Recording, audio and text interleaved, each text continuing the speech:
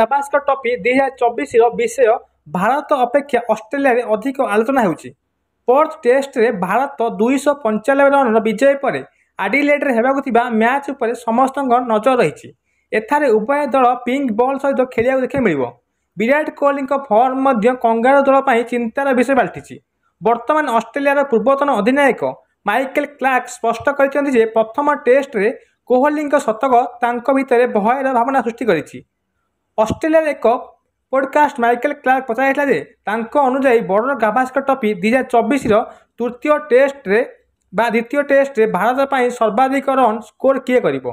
एहार जवाब रे क्लार्क कहिसेंति प्रथम टेस्ट रे विराट कोहली शतक कथा मन पड़े भय लगुच। एडिलेड रे भारत पर विराट टॉप रन संग्रह करेंगे। 2024 रे विराट कोहली एते संघर्ष करुनथिले।